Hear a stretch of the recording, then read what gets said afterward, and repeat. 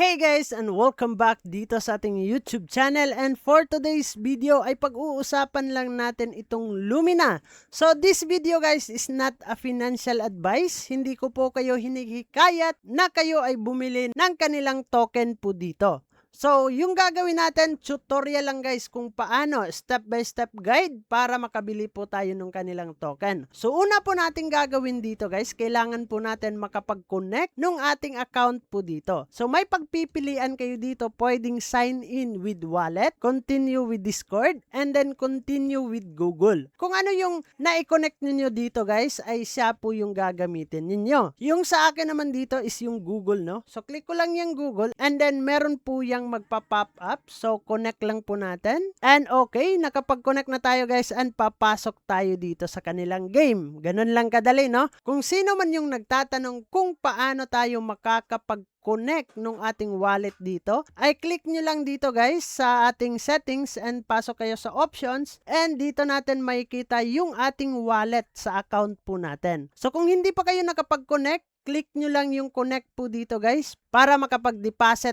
at para makapag-withdraw po kayo dito kung meron na kayong i-withdraw. So, kailangan natin pumasok dun sa ating Phantom Wallet. So, click lang natin itong Phantom Wallet natin guys. And kung paano tayo makakabili nung kanilang token, dun sa front page guys ay meron po dong CA. Or pumunta tayo dito, CoinGecko, yung kanilang token talaga, no? So, bumaba yung kanilang token as of now. And then, copy natin tong nasa baba guys, ito. And then guys, pag nakopy nyo na po yan, so pasok kayo dito sa inyong Phantom Wallet. So click lang natin itong swap. And then dito guys, i-click nyo lang dito yung ating USDC. And then i-paste nyo lang po yung Lumina na contract address. So sabi nila, this token is unverified. Only interact with tokens you trust nga daw dito. So bibili tayo dito guys ng 10 na Lumina token. So, click natin 10.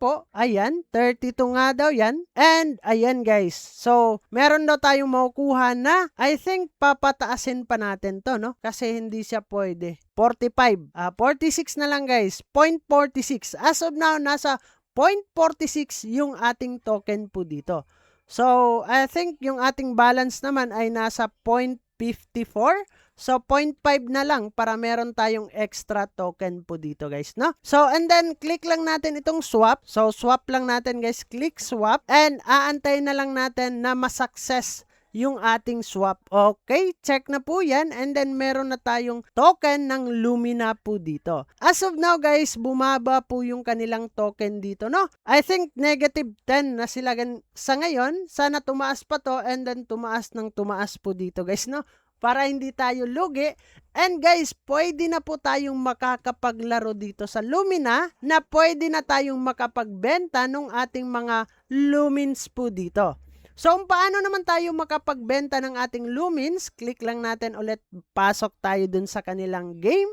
And click natin yung trade guys, and dito natin makikita yung sell po natin. So, benta lang natin to. Try natin kung mabenta yan. Ito yung pinaka trending ngayon guys, no, sa game dito sa Solana blockchain. So, pinaka-trending at maraming mga naglalaro as of now dito guys. And tayo lang po ay benta-benta para meron tayong pera guys, no, para kumita din tayo syempre. Ganun yung ginagawa po natin as of now dito sa Lumina. Mas maganda higher level guys, kasi marami yung bumibili ng mga lumins natin na higher level. So, as of now, wala tayong higher level, so ganun lang gagawin natin. So, napakadali po dito guys makapag-deposit. So, kailangan nyo dito Solana or USDC token. Depende po yan sa inyo guys, no, kung anong gagamitin nyo po dyan.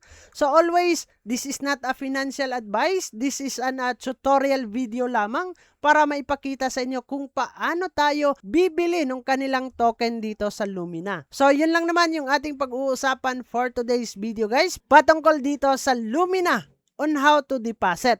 So, sa withdrawal guys, napakadali lang din. Pag meron kasing bumili ng ating mga lumins dito, ay automatic papasok naman dito sa ating wallet also. And then, maipapalit natin into Solana or other token po dito na available guys, no?